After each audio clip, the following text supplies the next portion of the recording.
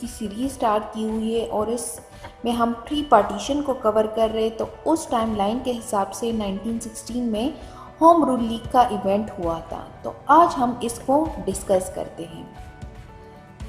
तो proper topic start करने से पहले इसको समझने की कोशिश करें कि होम रूल लीग कहते किसे हैं। होम रूल लीग का मतलब था self government with in British rule, but it doesn't mean that it was a complete freedom from the British Empire. Clear? इसके अलावा थोड़ा सा मैं इसकी बैकग्राउंड देती चलूँ कि होम रूल लीग किसने और किस तरह ये स्टार्ट हुई थी। तो एक्चुअली बात ये थी कि एक आयरिश लेडी थी जिसका नेम था एनी बसंत। एनी बसंत जो थी ये चूँकि आयरलैंड में उस टाइम ब्रिटिश रूल चल रहा था और वहाँ पर भी सेल्फ गवर्नमेंट बहुत कामयाबी से चल रही थी। तो जब ये आयरिश लेडी 1893 में इंडिया आई, मींस ओहियोम के साथ जब ये इंडिया में आई, तो ये इस मकसद से नहीं आई थी कि वो आयरिश का जो कॉन्सेप्ट है होम रूल लीग का उसको डेवलप करेगी, बल्कि ये एक थियोसॉफिकल सोसाइटी ऑफ इंडिया को ज्वाइन करने आई थी। अब थियोसॉफिकल सोसाइटी ऑफ इंडिया क्या चीज़ है? ये एक्चुअली एक न्यू रिलीजियस मोमेंट था जो कि बुद्धिस्ट और हिंदुइज़म से बहुत ज़्यादा इन्फ्लुएंस रखता था। ठीक है, तो एक्चुअली ये जो थियोसॉफिकल सोसाइटी थी ये न्यूयॉर्क में इस्टेब्लिश हुई थी, जबकि बाद में इसका जो हेडक्वार्टर था वो मद्रास में बनाया गया। तो ये एनी बसंत जो थी ये उसी जो हेडक्वार्टर था मीन्स थियोसॉफिकल सोसाइटी उसको ज्वाइन करने आई थी। 1914 में एनी बसंत जो थी वो अपनी तमाम तर एक्टिविटीज़ रिलीजियस एजुकेशन और सोशल रिफॉर्म्स में लगा रही थी। कब तक? टिल 1914। बट जब वर्ल्ड वॉर फर्स्ट स्टार्ट हुआ तो एनी बसंत ने क्या किया कि अपनी जो तमाम तर एक्टिविटीज़ थी उनको तर्क कर दी, चेंज कर दी।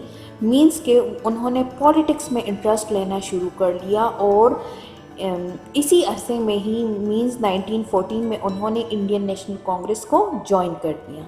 So with the passage of time क्या होता है कि इनकी इतनी फ़ैन फॉलोअर्स पैदा हो गई कि क्या हुआ कि नेक्स्ट उन्होंने क्या किया, she started the weekly newspaper जिसका नेम्स थे कॉमनवेल्थ एंड न्यू इंडिया। ठीक है, ये दो न्यूज़पेपर वो वीकली शाया करती थी। So through these two newspaper ना सिर्फ ये थियोसॉफिकल कॉन्सेप्ट को लोगों तक पहुंचाती थी, but she also discuss the political topics through these newspapers. मतलब ये है कि वो इस जो न्यूज़पेपर्स थे इसके थ्रू वो सेल्फ गवर्नमेंट की जो थीम थी वो लोगों तक पहुंचाती थी, उनमें अवेयरनेस लाती थी about the self government for India. Clear?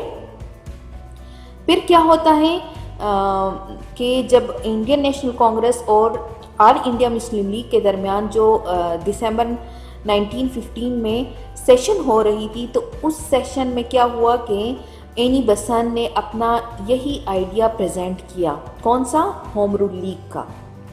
But she couldn't convince Congress to support their decision to set up Home Rule League। मतलब कि जो सेशन में शामिल लोग थे उनको इनका ये आइडिया पसंद नहीं आया। तो आप कहानी को समझने की कोशिश करें। ठीक है, कहानी में ट्विस्ट क्या आता है कि एक और शख्स इसमें ऐड हो जाता है जिसका नेम था बाल गंगाधर तिलक। 1914 में ये शख्स जेल से रिहा हो चुका था। अब ये शख्स कौन था? He was an Indian nationalist.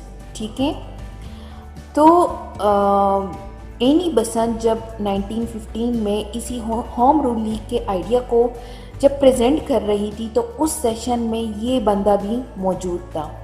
तो हुआ क्या कि बाल गंगाधर तिलक को उनका आइडिया पसंद आया और एनी बसंत से पहले ही उन्होंने क्या किया कि अप्रैल 1916 में बॉम्बे में उन्होंने होम रूल लीग स्टार्ट कर दी। मींस के उनसे पहले ही उन्होंने इस आइडिया को अमली जामा पहना दिया, जबकि सितंबर 1916 में एनी बसंत ने अपना होम रूल लीग स्टार्ट किया हुआ था along with her theosophical follower जिनका नेम था अरंडेल। ठीक है, तो यूँ दो लीग्स बन गए थे, होम रूल लीग्स। एक बाल गंगाधर तिलक का था, ठीक है, और दूसरा एनी बेसेंट उनको लीड कर रही थी। तो इन दोनों लीग्स का जो गोल था वो कॉमन था, मींस इनका एजेंडा एक था, to achieve the self government within the British empire. तो जो दो लीग्स बनी हुई थी तिलक और एनी बेसेंट की, ठीक है, तिलक जो था वो Maharashtra, Karnataka, Bihar and central provinces में काम कर रहा था और तकरीबन 6 ब्रांचेस उन्होंने बना रखी थी, जबकि Annie Besant the rest of the country को रन कर रही थी, या उसमें उन्होंने क्या किए थे, तकरीबन 200 ब्रांचेस उन्होंने बना रखी थी। अब ये ब्रांचेस जो इतनी बनी हुई थी, ये इनका काम क्या होता था, इनके कुछ गोल्स थे जो कि वो इन ब्रांचेस के थ्रू इंडिया के मुख्तलिफ इलाकों में वो फैला रहे थे। वो गोल्स क्या थे? Self government in India, promotion of political education, discussion to set up education for self-government, a large political representation for Indians in the British Empire। तो ये थे कुछ गोल्स जो कि इन ब्रांचेस के थ्रू वो लोग प्रमोट कर रहे थे। अब वो कैसे प्रमोट करते थे? इस मकसद के लिए वो रेगुलर लार्ज मीटिंग्स अरेंज करते थे, जिसके थ्रू वो लोगों में सेंस ऑफ नेशनलिटी या अवेयरनेस फैलाने की कोशिश करते थे। So due to the prevailing situation of the league, क्या होता है कि जो ब्रिटिश गवर्नमेंट होती है वो एनी बेसेंट को अरेस्ट कर देती हैं, ठीक है, 1917 में। तो इसके बाद क्या होता है कि पूरे नेशन में इनके ख़िलाफ़ प्रोटेस्ट स्टार्ट हो जाती है, ठीक है।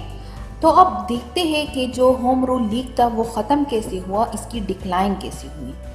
तो डिक्लाइन इसकी ऐसे हुई थी कि जब एनी बेसेंट जेल में थी तो लीग को संभालने के लिए कुछ मॉडरेट्स आगे आते हैं। मॉडरेट्स का मतलब है द एंशिएंट नेशनलिस्ट, ठीक है। जब ये आते हैं तो दूसरी तरफ ब्रिटिश गवर्नमेंट ये अनाउंस करती है या इस बात की यकीन दहानी कराती है कि हम कुछ रिफॉर्म्स लाने वाले हैं, ठीक है। मॉन्टेग चेम्सफोर्ड रिफॉर्म्स अब इसके बाद हम एक डिस्कस करेंगे। तो ब्रिटिश गवर्नमेंट ये ऐलान करवाती है। तो इसके बाद क्या होता है कि मॉडरेट्स जो थे वो फर्दर इस मोमेंट को आगे नहीं चलाते। तो एक रीज़न ये था। सेकंड रीज़न इसका ये था कि जब एनी बेसेंट सितंबर 1917 में जेल से रिहा होती है तो वो फिर इस काबिल नहीं होती कि वो लीग को फर्म लीडरशिप प्रोवाइड्स कर सकें। तो सेकंड रीज़न इसका ये था। थर्ड रीज़न इसका ये था कि सितंबर 1918 में जो बाल गंगाधर तिलक होते हैं वो इंग्लैंड चले जाते हैं, ठीक है। तो यूँ इस वजह से भी लीग जो था वो कमज़ोर पड़ जाता है।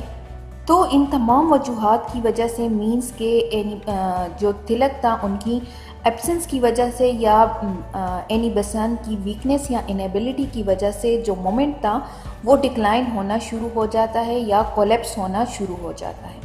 So this was all about the Home Rule League. Hope you guys will understand this, but if you have any question, do write your question in the comment section below. Thank you for watching my video. Allah Hafiz.